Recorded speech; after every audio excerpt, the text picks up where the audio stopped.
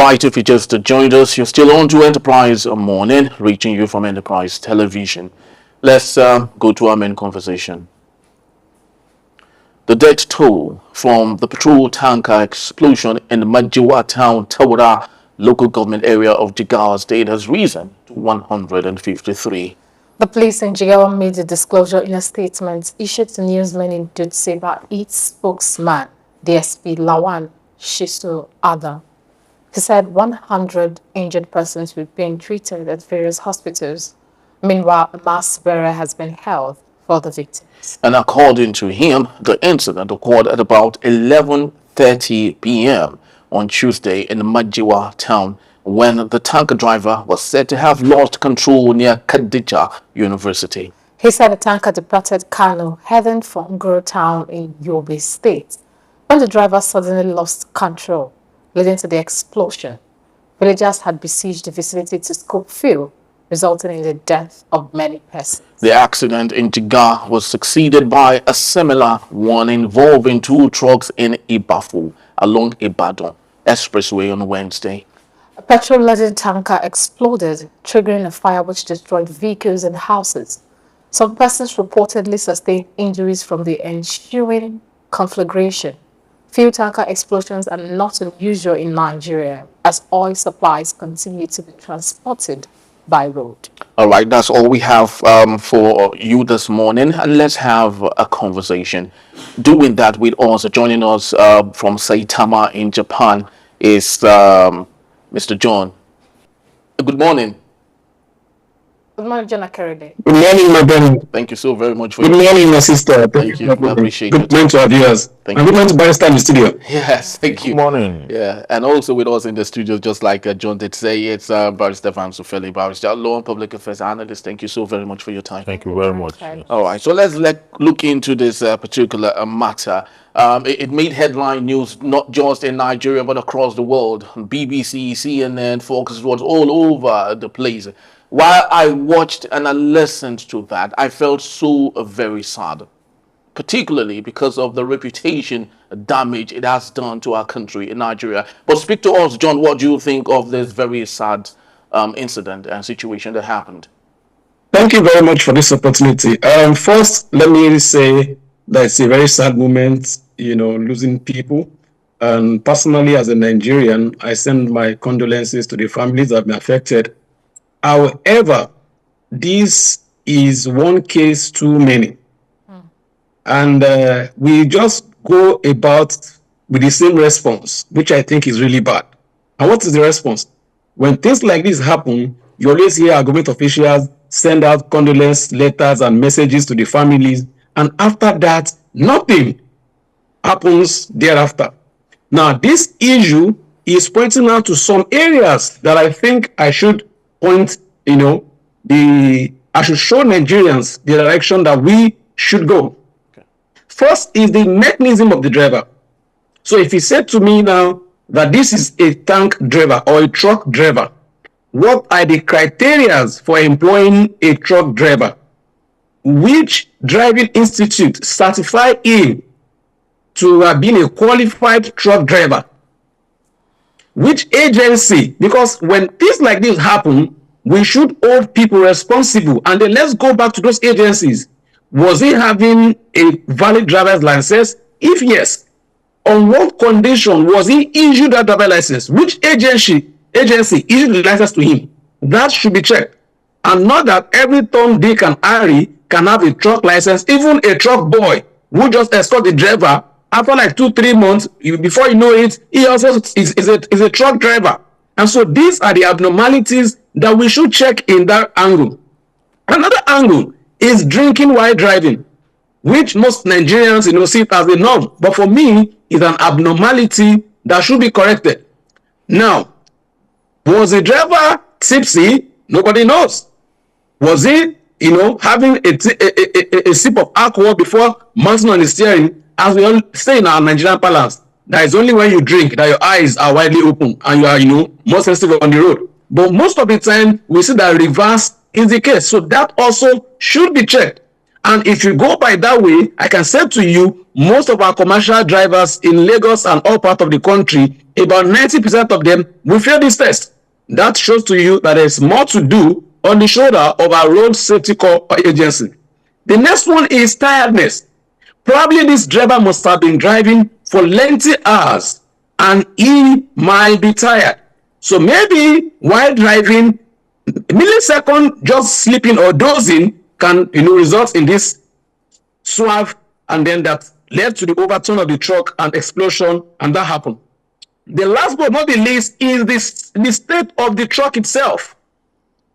How do we have an agency that check all these trucks that apply our routes? What is the role of the vehicle inspection agency of the government to make sure that every truck that applies the road have gone through their check and they can say that these trucks are fit for the road? It's called roadworthiness. But what we see in Nigeria is that this agency collect money from companies to issue this certificate to them, but then the vehicles and the trucks are not even roadworthy. But the next question you ask me again is even the road worthy itself? So this shows to you the different angles that we should be looking at as a people if truly we are serious. Another angle we look at again is the angle of the employer. And that takes us to the working condition of the driver. If you know that you are transporting your product from one state to another state, that can take you hours. And you know the truck does not move as fast as a car or an SUV. So it means that you should have probably 2 or 3 drivers who can, shift driving, duration between themselves so that they can have smooth journey while they embark on this journey, because it's a lengthy journey. That also should be considered. The last but not the least is the insurance aspect. Is the truck insured? The products on the laden on the truck, is it insured? The driver himself and the motorboy, are they also insured? That comes to the aspect of the company, that's the employer, to see that they also do their own part to make sure that we are passing on this road. More importantly, that is even giving me pain in my heart right now, is the fact that the people who move to scoop crude oil or petroleum at any point in time where there's an accident, that to me points to lack of moral values as a people. That taking what does not belong to you, we see it as if for Nigerian balance, and for me is an abnormality that should be jettisoned by all means. For me, that says greed. That shows greed. And so we should talk to ourselves as citizens that we should not be greedy. We should not see the loss of a business owner as an advantage for us. But what that is even pointing to me is the rate of poverty in the land. Yes. And so it shows that the government must do everything humanly possible to make sure that we look at ways of alleviating people and moving them from poverty line. Beautiful. The last but not the least, my brother, is that we have lost humanity. And then we should regain back our humanity. And then let me just stop on this note, and then let's continue. Thank you, John. Okay, Barrister Vancy, back to you. John, I've touched on some important angles. Now, let's look at the recurring problem of the tanker accident. And now let's look at the angle where this affects the supply chain of Nigerian petroleum. And what are the potential long-term economic effects on fuel distribution in the country? This should continue with the way it's going consistently. Well, John have done a very good job by giving us an exhaustive, almost an expose. Yeah. Except that during his analysis, too many things were pointing at him. And he kept saying it. He's providing solution quite all right, but he also knows that his solution have been deflected by circumstances. Many of the circumstances. I mean, I would, that angle is very critical. The angle he came from is very critical. I would have started from there too. But on your question on the economic viability of this distribution, I would rather that we stop trucking. Okay. Trucking is not safe anywhere in the world. I mean, John will tell you whether the truck in Japan is primitive. Yeah, Nobody because I wanted to ask him, how do they distribute fuel in Japan? Most likely to be piping, okay? So let's stop trucking. And even if we have to truck, we shouldn't truck on our roads. Now we have railways, or we build more railways to truck through. Because you see this trucking, there's no way you will not have accident. there is no way. There are so many factors that will contribute to accident. When he talks about drivers and their very obnoxious attitude, they drink a lot on the road, womanize a lot on the road, eat meat a lot on the road, take too much cholesterol that will make their body wane. Okay, they do all that. They have this, they have acquired habit over the years that they use a huge chunk of their money to fund that get their system weak. So you have that as a medical issue. You understand? But if we are not trucking at all, whether we'll go back to our pipeline system where in 2-3 hours, the product will be distributed to the entire country without you moving one truck because it goes through the pipeline. Now, just like John, another thing points to me to vandalism of those pipelines. Is another issue. You remember the case? We had a lot of cases of vandalism. Where there's one very prominent one happened in Delta State that killed almost the entire community. You understand? Now, it talks about the fact that people go to scoop this thing and all that. They will tell you in Nigeria that they are saving it from being wasted. But it's wrong. It's pee-free. There's an accident and the thing is wasting. Let it waste. Because at the end of the day now, the spillage is wasted. Human lives are wasted now. Okay, so we shouldn't allow things like that to happen. One area I think is very critical is that place where the accident happened, we have House of Representative members representing that area. We have 3 senators representing that state, the senatorial district, and the House member. What solution are they providing to the problem in the National Assembly? Or should we recall them or ask that they be recalled? They should be able to go do community development in their areas. Not just to build a town hall or but to educate the people on the need for safety. Our House members should be the ones to go campaign on safety. Most of these people that are killed are poor farmers, illiterates, and all that. Very schooled and responsible citizens will not go and scoop fuel. Very well, true. They will not. So, so part of the problem is not just that we're trucking. Part of the problem is that we're dealing with the poverty of the spirits, poverty of the mind and the spirits, which has affected hugely that region. Which has affected, even in Lagos Ibadan Expressway, if that same issue occur, people will go and scoop fuel. They were scooping fuel when fuel was sold at 190. Even when it was sold for 80 naira. Yeah, for 80 naira. People still scoop fuel. It's 1,070 naira now in Lagos. That means when it happens, they can even decide to open their mouth to drink it. But save it yes, from being wasted. But Pastor Francis Feli, there's one part that we keep desiring to not talk about in the big picture. Trucking is a multi-billion naira business. Yes, the president said elites of the elite. And when we talk about that, we're talking about people we can't even have a conversation with. Those are the owners of some of these trucking businesses. Yeah. How do you think it's feasible to stop trucking when people who constitute policy makers are the owners of some of the trucking businesses? We may not be able to eliminate trucking completely, but at least we should eliminate it from interstate movement. What I mean is, you carry fuel from Apapa here straight to Kano. This one will move from Kano to another state. You understand? That is too long of a distance. From here to Kano should be over 18 hours. I know that from here to Jos is about 14 hours or thereabouts. Okay? So, and then from Jos to Kano is about 4 hours. So you are running into multiple distance. So you can't, even if you have to truck, it shouldn't be interstate. Let's have a pipeline system that will take it to all the states. Then let the truck pick it and go into the hinterlands within that way the drivers will not be driving too long a distance. They will not be weary. Then the drivers themselves, he was talking about insurance of these drivers. Most of these companies don't insure their workers. But they insure the product. They insure the product. They don't insure the workers. They insure the truck. They don't insure the workers. Now, the insurance should extend to the people. The people of the state should be insured. They are citizens. No, they should be insured. That's a big... If you take poverty away from a man, you have saved him of 90% of his problem. Because the problem, any other problem that comes after poverty has been solved is habitual. You understand? And it could also be medical. Just like in Iceland, where there is no unemployment. So there is no need to commit crime. The Commonwealth is properly distributed. The prisons are now empty.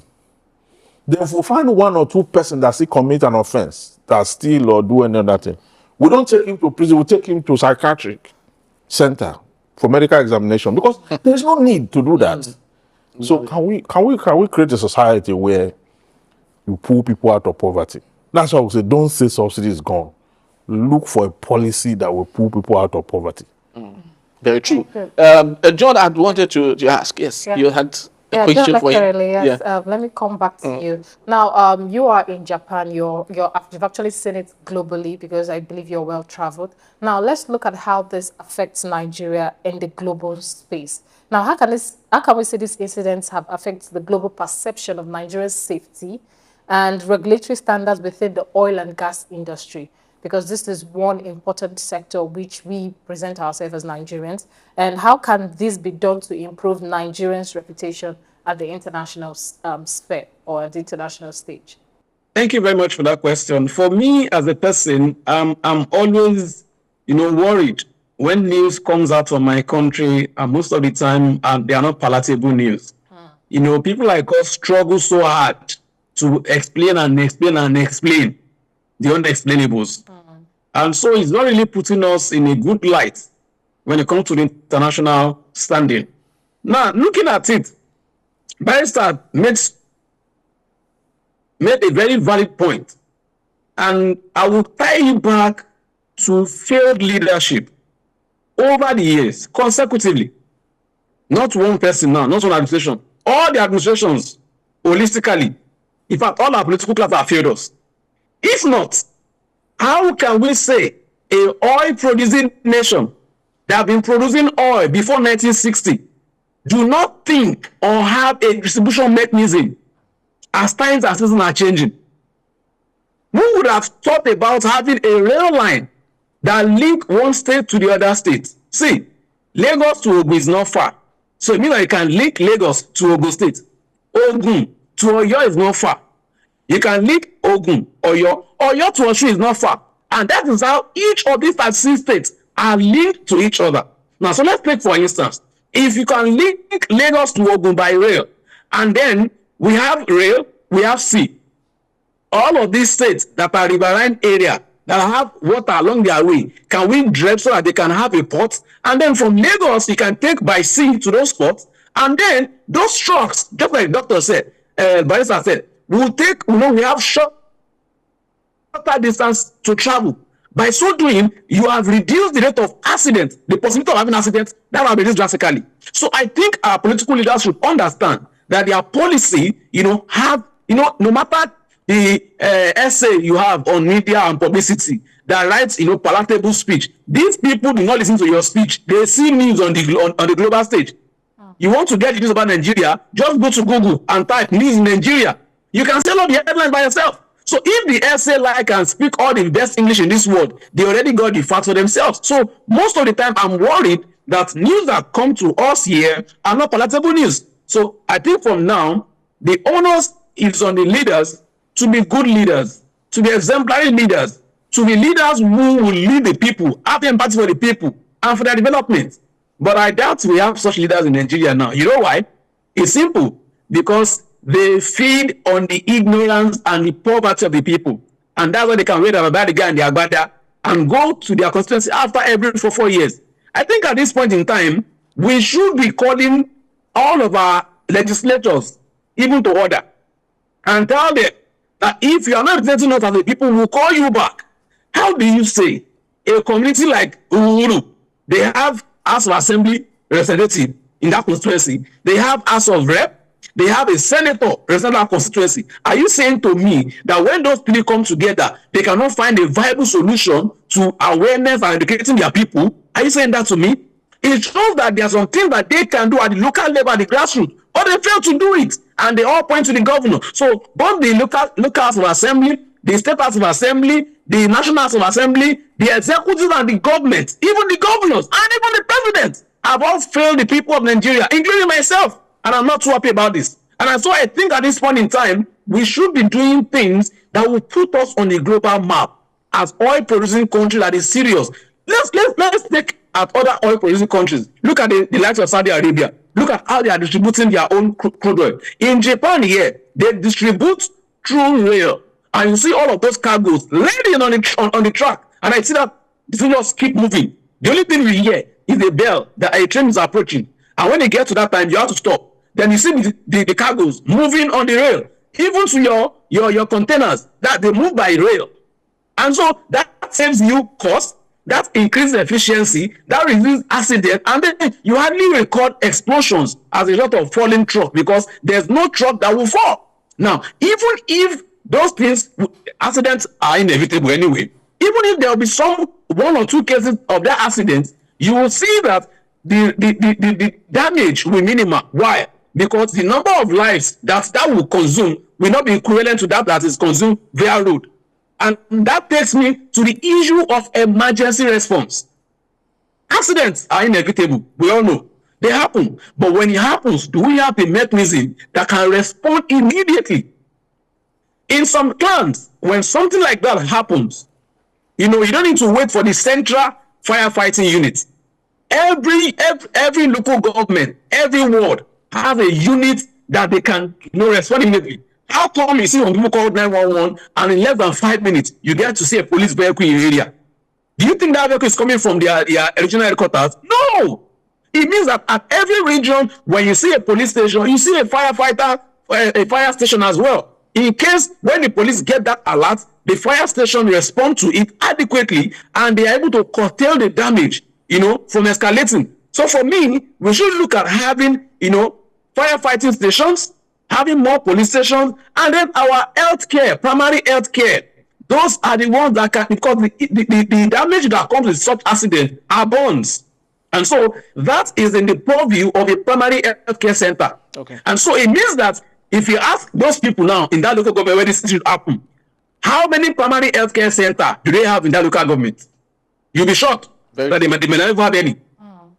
And so these are the health system that can take care of that immediate, incident. And those severe cases cannot be transferred to the general hospital. But at first, they would have responded and more lives would have been saved. And all of these things, they point back to the failure of leadership, which we must address in this country, if we are serious. Very true. Speaking about failure of leadership, Barrister Francis Ofeli, John talked about emergency response and how we manage it in the country. It's so very sad that in a country like Nigeria in 2024, you still do not have a 3-digit code.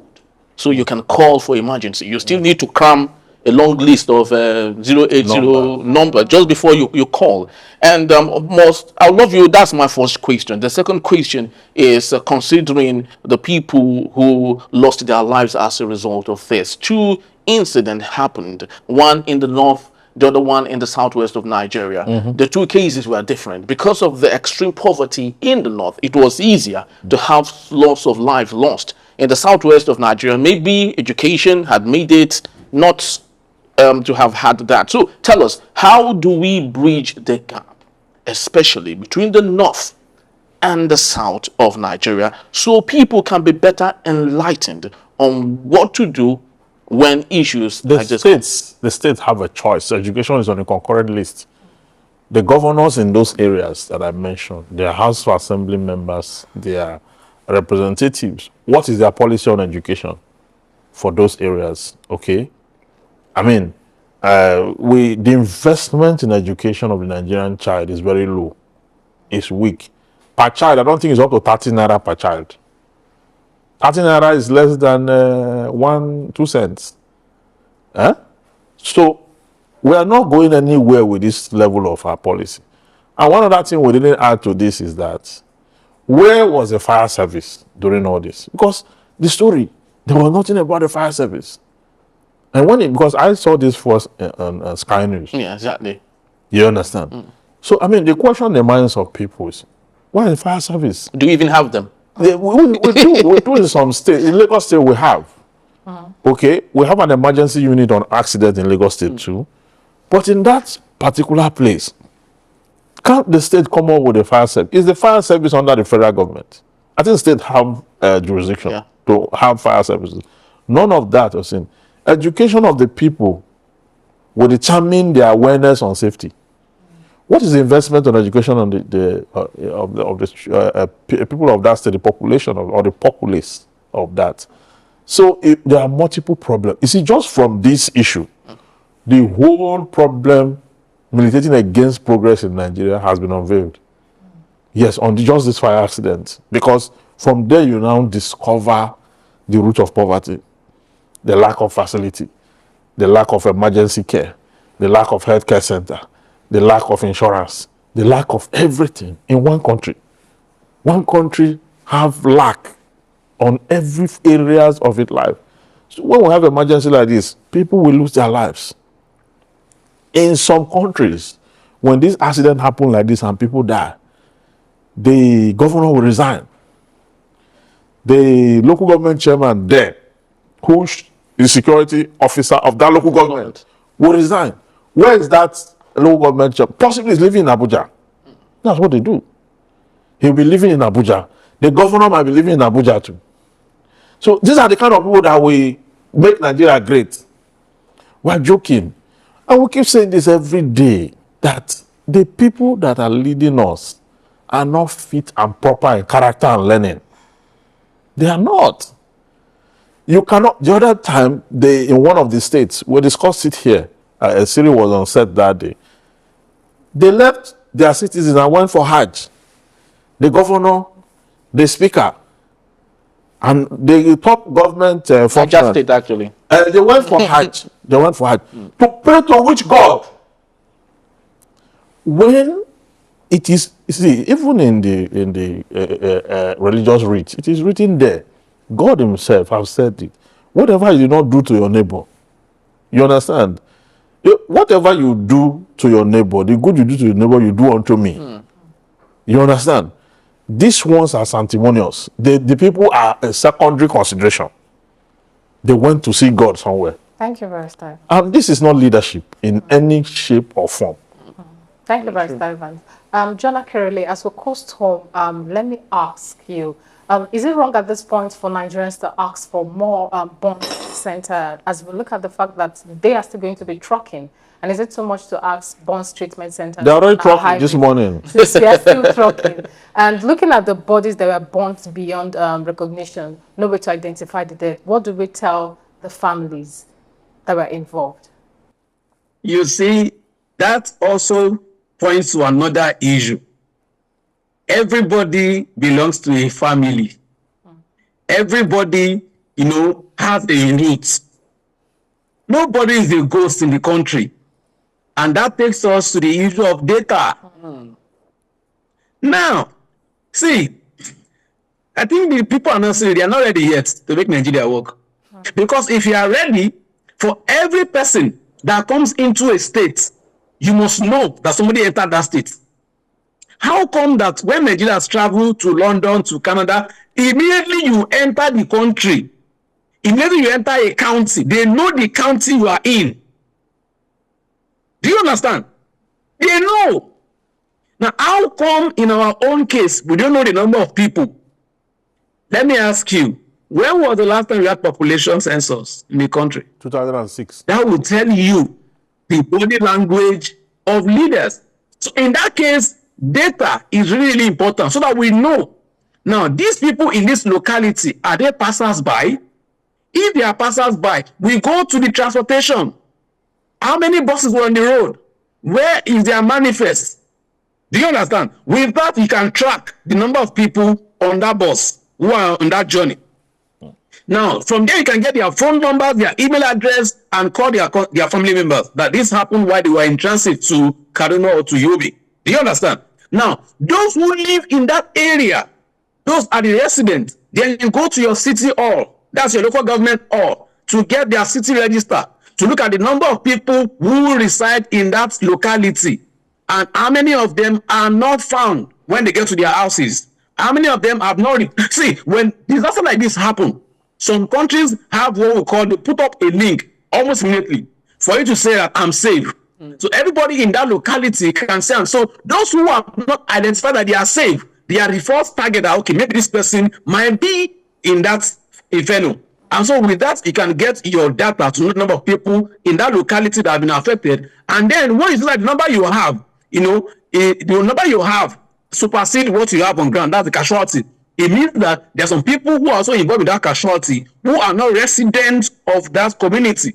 And so for me, that points to the fact that data collection, data is really, something that this government should look into at this point in time. Thank you so very much, Ambassador Vance Freddy. Just before we drop our anchor, he spoke about data in the United States of America, a country with over 300 million people. Yeah. Every individual has a social security number, Yeah. and they can identify who is who. Yeah. Why is it difficult for us in our country? We have NIN. The only thing is that the NIN is not a responsible one. It's not responsible. Because we don't use it for any other than to use for the bank, in the bank, or maybe to, you're not, and you will now have it in the international passport to a boss there. Yeah. You understand? The intention for that is to make sure that everyone is identified in the country. And that the social security, the welfare of the citizen is tied to that number. That is what it's supposed to be. Maybe in the long future, it's going to make sense to the bearers. But for now, that social security number is as good as any other thing. And for the fact that we have a very huge confusion on it, is that we have driver's license where we have our biometrics, we have NIN, we have our biometrics, we have voter's card, we have our biometrics, we have BVN, we have our biometrics. We have even convoluted the data we are trying to set up to put together because of this confusion. Why can't we tie this NIN to every other thing we do? And then from there we can move on. These people who just died, many of them were born beyond recognition. Very true. And that's why the state took that decision. For mass burial. Because even if you call their loved ones to come and identify the disease, you will not be able to identify them because they were born beyond recognition. And it's unfortunate that the local government chairman of that place is still there. The people representing that state, they are still there. And these are voters. These are people who voted leaders to lead them, to protect them. But their life have been cut short by the circumstance under reference. So, I mean, it's unfortunate. There is a police station in that. Was there not a police station in that locality? But you know about this police station thing. The other time in Katsina, they had 35 policemen in the whole state. You understand? So maybe this one, we don't know that there's a police post there that could chase people away from, that area. When emergency happen like this in civilized society, they will cordon off the place so that they'll be able to investigate the remote and immediate cause of the accident, so that citizens will not go and tamper with forensic evidence. They will they will use the rope, and police will arrive immediately and surround the place and make sure everybody's out of that vicinity. We don't have such emergency. The police in that area, I don't know how motivated they are. I don't know how many they are. The DPO of that place, the command, and the rest of that. There's a whole lot to deal with. Very true. Choma, if this was to have happened in other countries of the world and their president maybe on a special duty was away out of the country, this would have mandated such a person to come back home. Yeah. And I want to believe, I want to believe that President Bola Ahmed Tinubu must have been informed of all of this, but who knows what he would say? He'll send his condolences. Yes, his condolences, just like they've all often done, unfortunately. Love to say thank you so very much, Barrister Vance Ofele, for being part of our show My today. pleasure. John, we truly do appreciate your time. Thank you, John. Thank you so very much. Thank you. All Thank you for having me. It's a pleasure. God bless you. Thank you so very much.